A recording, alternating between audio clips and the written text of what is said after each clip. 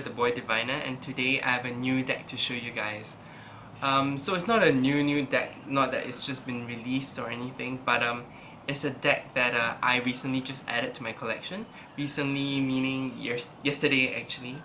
So I have a friend, her Instagram handle is at the slightly chipped moon. I'll be adding that in the description box below, but I'm not sure if she has a YouTube channel that she wants me to give a shout out to, but I'll ask her that later. So the deck I want to show you today is the Stella Tarot. She's the one who helped me get this deck. You see there's a signature there.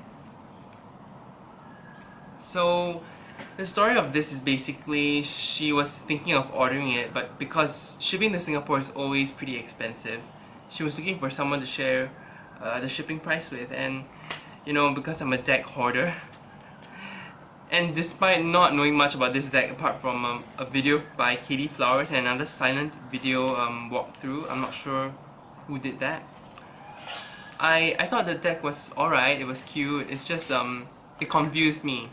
So why it confused me is because it uses the Thoth court cards, and it also has the Thoth ordering for the major arcana, meaning Justice is number 8 and Strength is number 11. So this confused me, right? Like when I looked at the rest of the images, the minor arcana, they all look RWS, so it's like a strange mishmash. So I like when I mean I like both traditions, and I'm still studying the Thoth, but I prefer if things like that were more deliberate. I don't like it when it's an accident. So this is what I thought the Stella Tarot was. I thought it was an accident that you know, they used the Thoth court cards, Knight, Queen, Prince, Princess, and they also used the Thoth ordering for the major arcana. I thought this was sort of like carelessness and not a deliberate decision by the artist or the writer of the deck. Or yeah, quickly, this is directed by Stella Tarot, who apparently is a big astrologist in Japan, and it's painted by Takako Hoei. I'm sure you can Google this and find out more. The box came slightly dinged. You can see it here. I'm not sure if you can see it on camera. It's a bit sad because it's like a small rip right there. But apart from that, the deck came beautiful. I like the cardstock. I'm not sure if people would, because it's a bit thin. Feels a bit fragile, but at least it's not like glossy. Alright?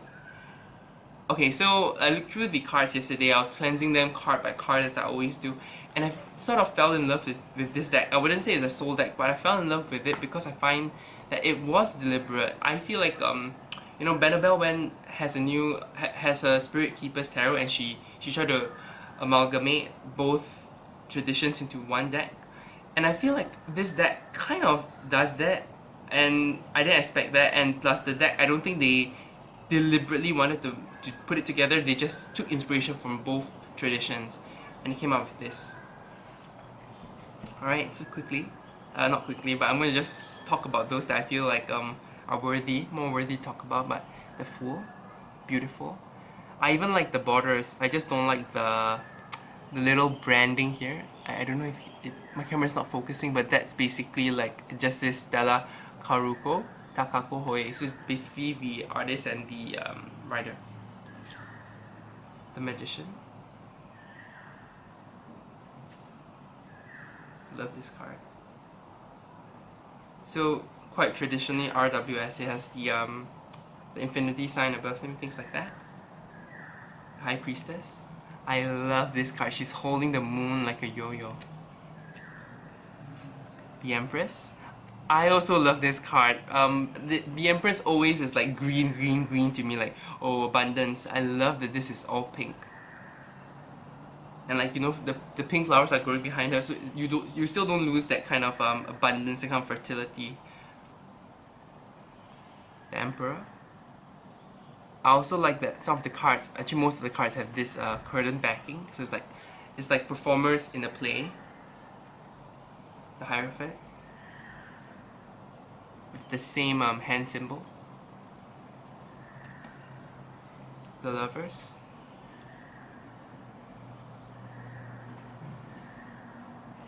The Chariot. See, with the curtains again. And then, yeah, number 8 is Justice.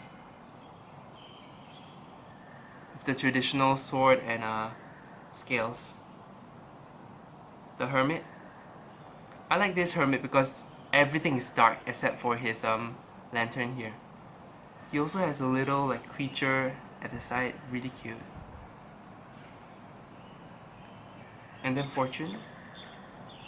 So traditionally the Fortune just has the wheel, but here there's the woman, she's turning the wheel. So I'm not sure, you can take it as the woman being karma, you can take it as the woman being the person that you're reading for.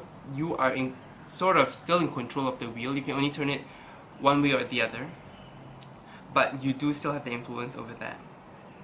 Okay, so instead of strength or lust, they use miracle. So I love this card. Okay, how it's drawn is like this woman trying to open the mouth of a lion who has this like ball in their mouth. I think at least in Chinese, I'm not sure in Japan, but maybe it's also, you know, because our culture is kind of mishmash years and years ago. At least in Chinese temples, they have these stone guardians. They are shape of a lion, and they all have a ball in their mouth. So you can see the ball and it rolls around. You can roll it around in their mouth, and I can't remember, but this is from my childhood. Basically, if you manage to take the ball out, that like grants you a wish or grants you a miracle, or it's some sort of pill that can cure any disease. But you can never get it out because it's a stone lion. You can't open the mouth more than it is. So this card, trying to be gentle and get that ball out, it's a miracle, you know. The Hanged Man.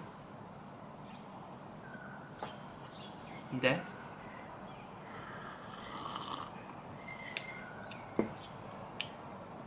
Temperance.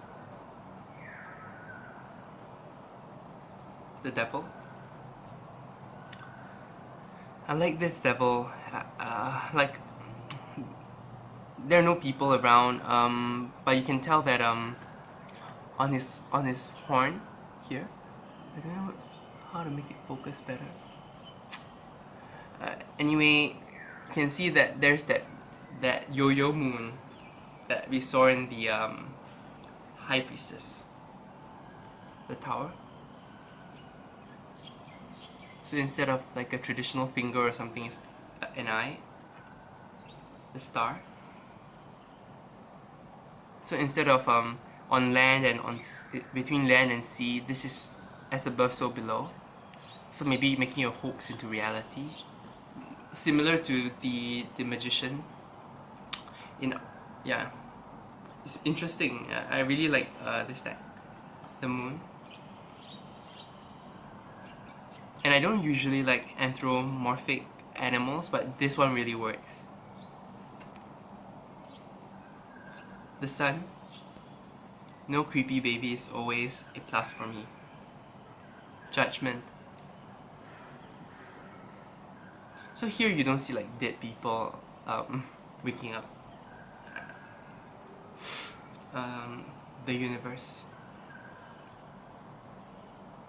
So you can see some of it follows the Thoth ordering, but it doesn't have the Aeon and other markers like that. It doesn't have lust.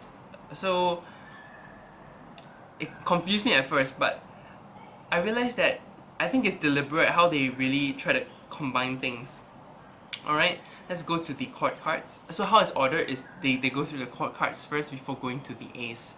So that to me felt a bit Thoth as well. Not sure why, but it does. So this is the Knight of Wands. So the Knight of Wands here is the King of Wands in RWS tradition, but in Thoth it's the Knight. The Queen of Wands. I love this. So instead of a small black cat, she has a leopard. The Prince of Wands. The Princess of Wands, who is surrounded by fire. The Ace of Wands. The Two of Wands. the Three of Wands. She's pointing up, I think. Not sure why.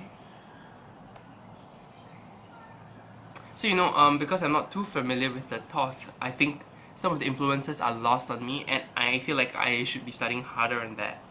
Once I got this deck, I felt the want to learn more. The Four of Wands. The Five of Wands, I love like how jarring it is. They're all in the sky fighting. The Six of Wands, victory. So in Thoth decks, they usually have that one word that Crowley uses. This one doesn't. So again, RWS plus a bit of Thoth, I think. Seven of Wands, standing up for yourself. The Eight of Wands. So this one is not the traditional just 8 random sticks lying around. It has the message here, and it has a woman, trying to get the message. So I think it kind of says like, in RWS it's like, oh, a message will come fast. Here it says like, you do need to be there to receive the message, you need to be understanding. The Nine of Wands. Okay, so this is one of the cards I was talking about that I feel like it was a deliberate mishmash of both. So in the traditional Nine of Wands, the guy is like injured, he's like defensive and protecting himself. But in the Thoth cards, they do have that spark that you see here. Alright? There is that spark. Let me try to show you on my phone just quickly. So the Thoth usually is like quite pippish. I don't like to say pippish because it's definitely not. It has all the images and the esoteric stuff there, but okay, so this is from esotericmeanings.com. Not sure. Oh my god. See? That spark. That's why I like it. I mean, I think it's deliberate. I don't think it's by accident. I honestly think it's deliberate. Because you see this happening again and again later on, in some cases where I'm like, where is that from? And when I looked at the Thoth card, I was like, oh, that's where it's from.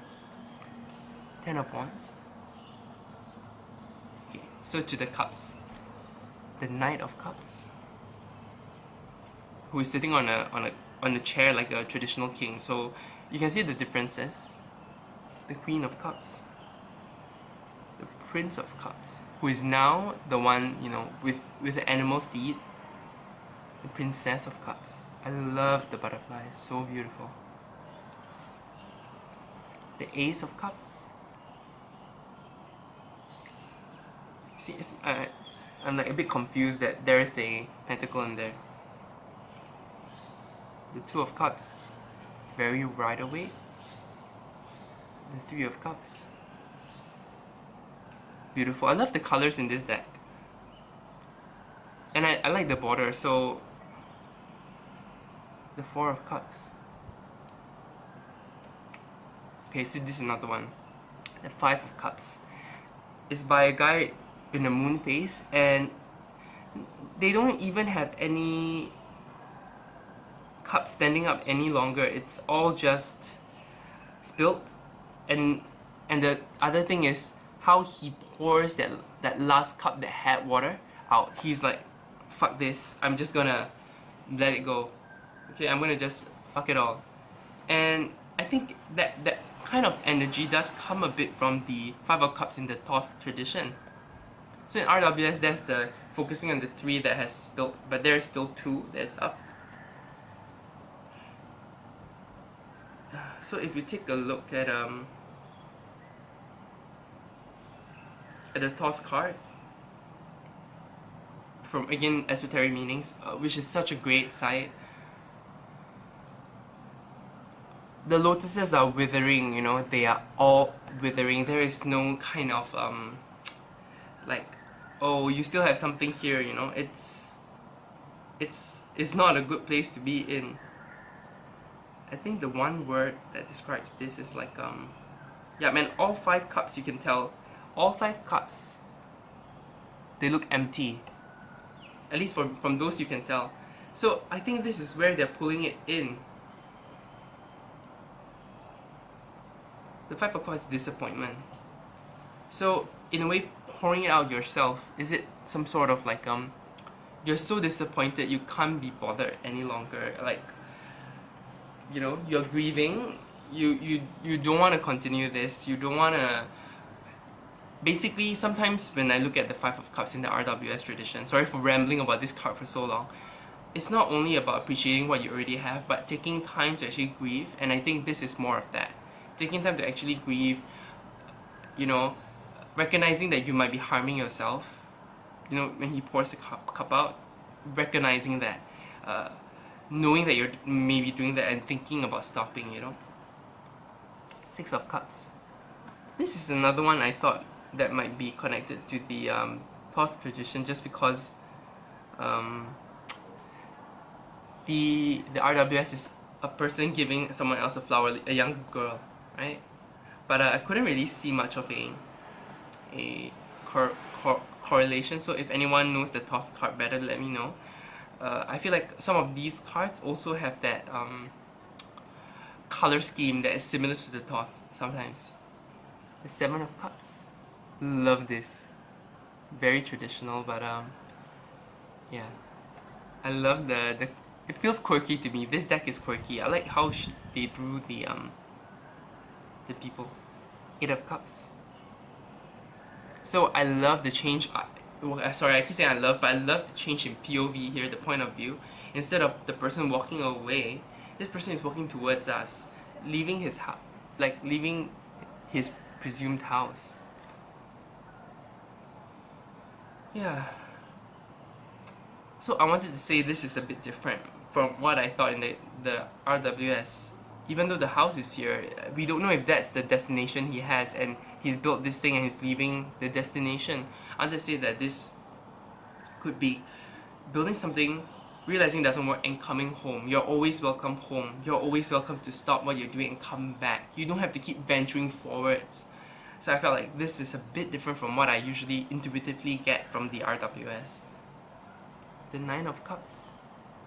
Gorgeous, gorgeous, gorgeous, gorgeous. I love this Nine of Cups.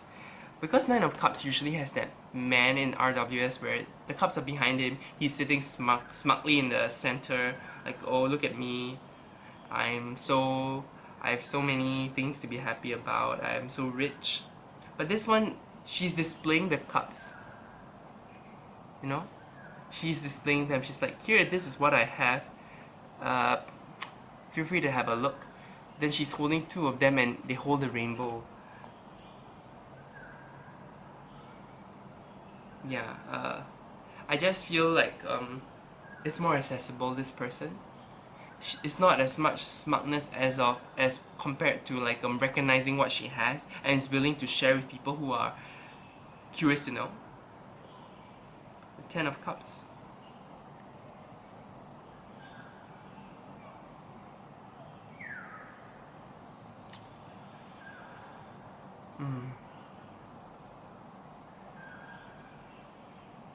Basically, when I saw this card, I was like, is it in the Kabbalah? Is it like, are the cups in the shape of the Kabbalah's tree of life? And then it's a bit of a stretch. Yeah, it's a bit of a stretch. Okay, now to the sword suit, the Knight of Swords.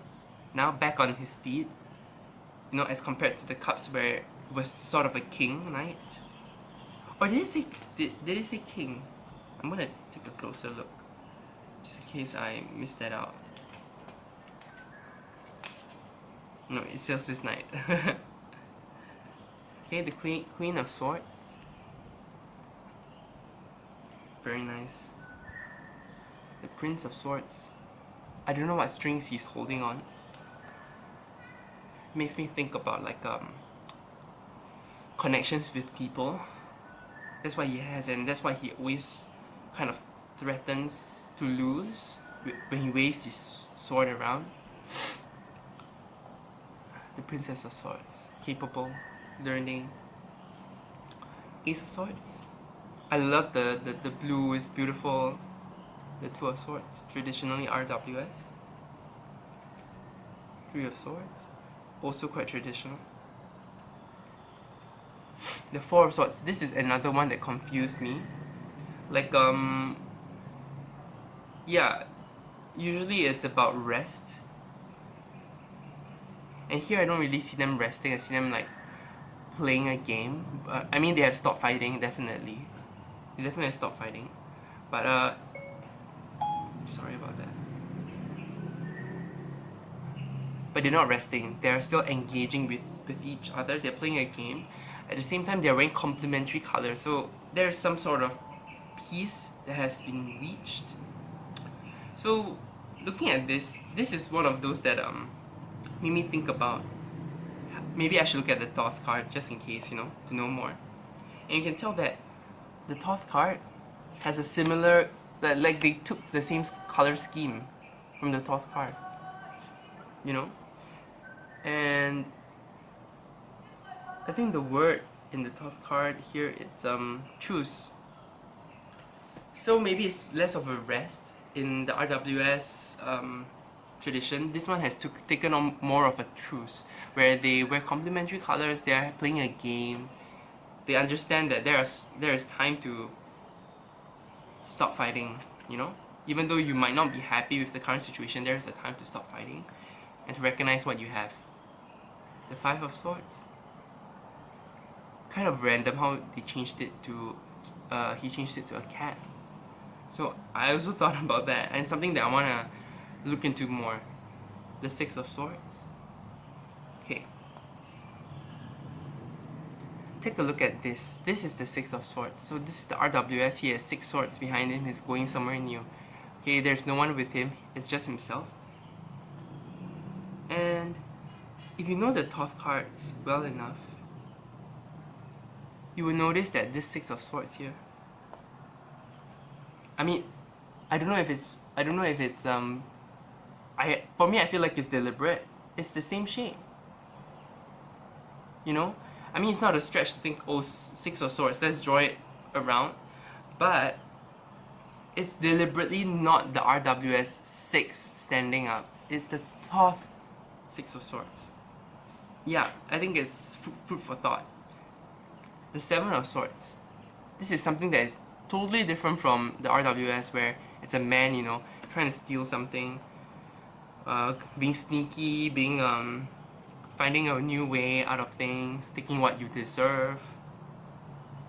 So I thought about this, and while it's still different from the Thoth cards, also the Thoth shows, you know, a similar pattern, but here the points point towards the central sword, where here everything points away.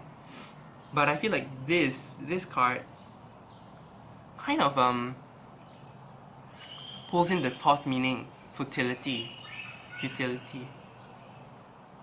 He's distracted, he's not looking at his book, you know. He's trying to find a way out of things that, well, this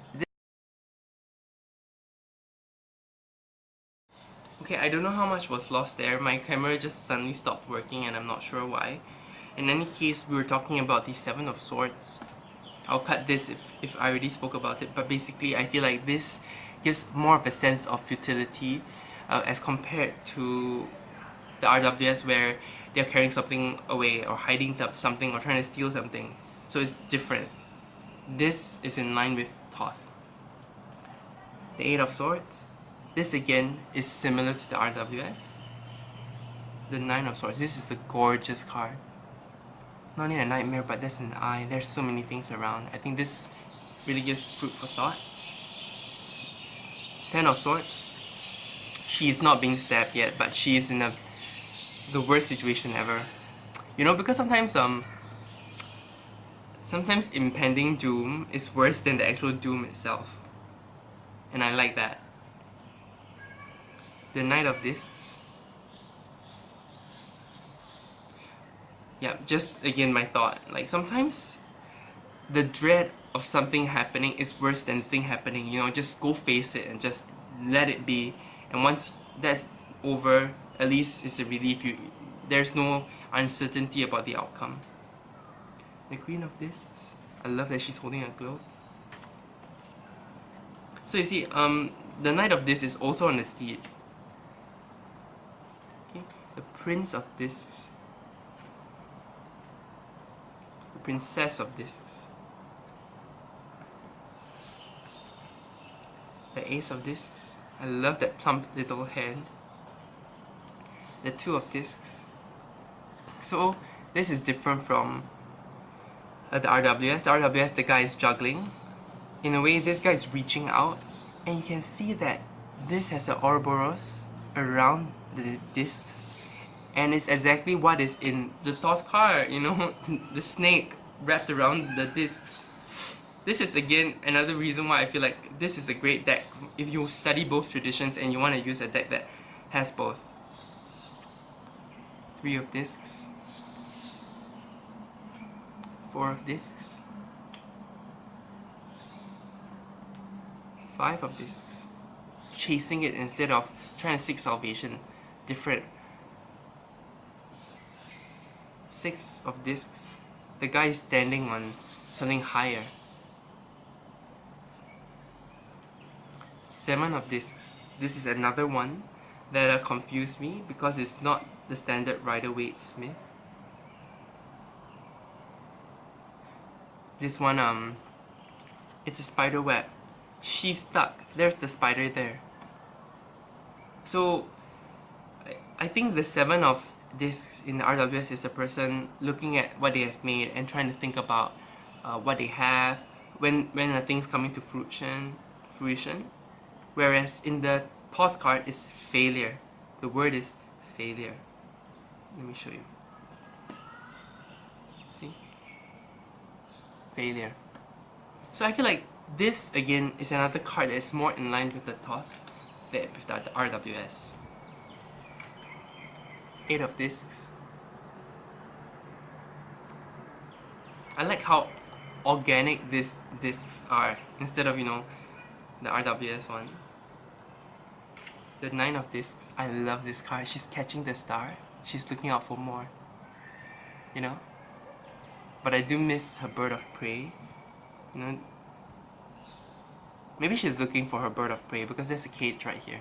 She's looking for her companion. And then the last card, Ten of Discs. Alright? I'm honestly in love with this deck. I can't wait to use it. I feel like I also pre-ordered Benabel Wen's second edition of a Spirit Keeper's Tarot. Can't wait to receive that in July or August. In any case, I feel like that one is like grounded in RWS with Thoth flavor. Alright? I feel like this deck is grounded in Thoth, but then a lot of RWS just seep through, as long as like maybe the artist felt or the writer felt like if the RWS does match the Thoth meaning, let's just try to keep with that. If not, let's just do our own thing. That's how I felt like how this deck was created. Alright? Thanks again to my friend who ordered this for me to share shipping. And I hope you guys enjoyed this video. Let me know if you have this deck, what your thoughts are on it.